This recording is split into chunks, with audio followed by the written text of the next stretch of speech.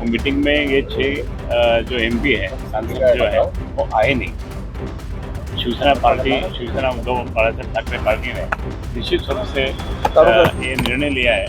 उनको तो व्हिप जारी किया, उनको तो घर पे भेजा है, ऑफिस में भेजा है, उनके हाथ में आएगा ऐसा भेजा है, लेकिन फिर भी उन्होंने वो ये नहीं किया। इसलिए उनके ऊपर कानूनी कार्रवाई हो जाएगी। अभी जो व्हिप जारी किया है उसके बारे में क्या होता है वो सांसदों को भी शायद लीगली सब बातें मालूम होगी, और ये जो लीगल की जो लड़ाई है वो लड़ेंगे।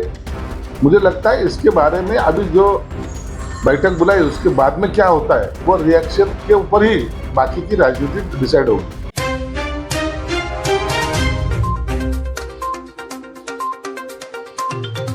मीटिंग में ये 6 जो एमपी है, सांसद जो है वो आए नहीं।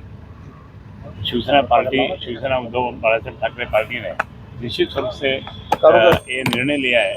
उनको तो व्हिप जारी किया, उनको तो घर पे भेजा है, ऑफिस में भेजा है, उनके हाथ में आएगा ऐसा भेजा है, लेकिन फिर भी उन्होंने वो ये नहीं किया।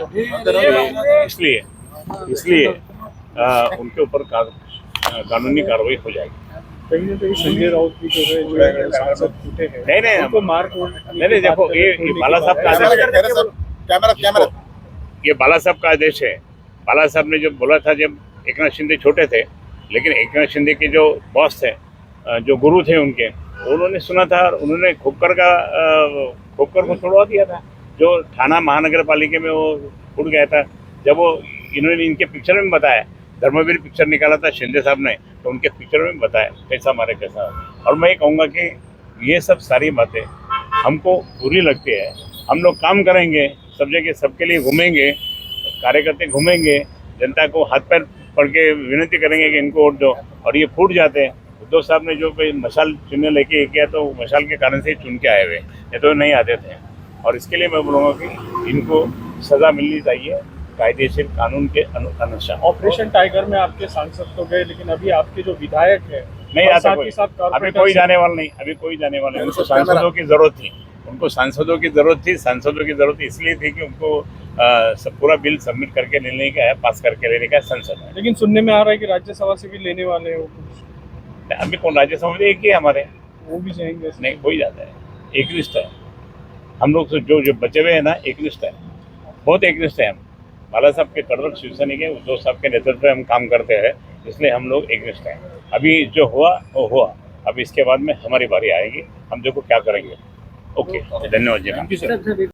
आज महाराष्ट्र में 11 जगहों पे विधान परिषद के चुनाव होने जा रहे हैं, वोटिंग होने जा रही है, और ये 11 के 11 जगह महायुति चुन के आएगी, बहुमत से चुन के आएगी, ऐसी हमारी धारणा है।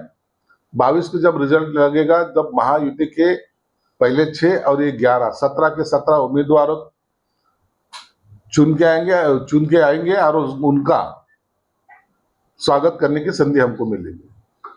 संजय राउत द्वारा अपनी पार्टी के बाकी सांसदों के खिलाफ अपमानजनक भाषा करने के बाद अब उनकी ही पार्टी की सोशल मीडिया समन्वय अयोध्या पॉल ने वीडियो जारी किया है। उसमें उन्होंने परभणी के सांसद संजय जादव को गाली दी है।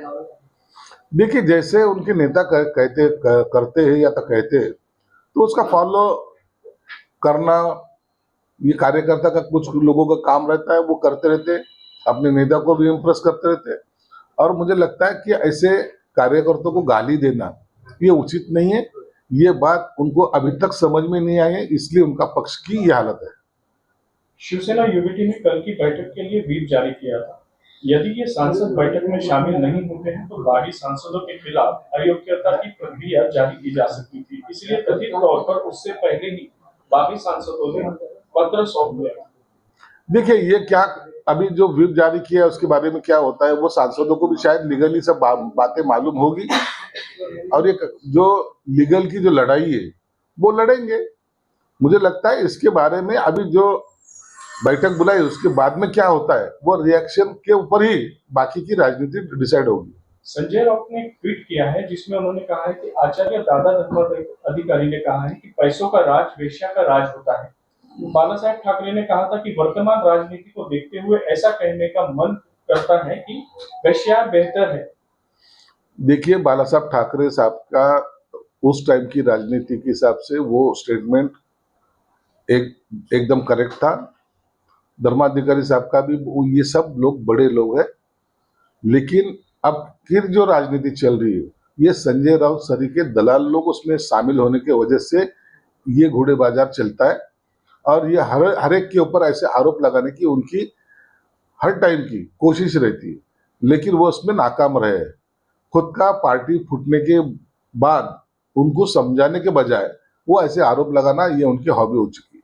ऑपरेशन टाइगर सक्सेसफुल होते दिखाई दे रहा है, वहीं दूसरी ओर क्या उद्धव ठाकरे साहब का जो नेतृत्व है वो कमजोर, क्या कमजोर क्या है, वो कार्यकर्ताओं को सुनते नहीं, तो जो सुनेगा नहीं पार्टी की, जो अपने कार्यकर्ताओं को सम्मान नहीं देगा, उसकी यही हालत होने वाली है। अब मुझे लगता है कि ये अंतिम घड़ी उबाटा के लिए अभी आई है।